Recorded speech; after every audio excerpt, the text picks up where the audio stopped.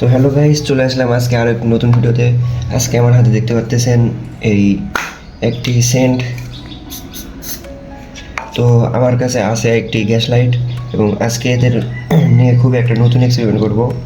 এরকম এক্সপেরিমেন্ট আপনারা খুবই কম দেখতে পাচ্ছেন। তো গাইস, এখন আমি এখানে আগুন ধরাচ্ছি, এরপর দেখুন কি হয়।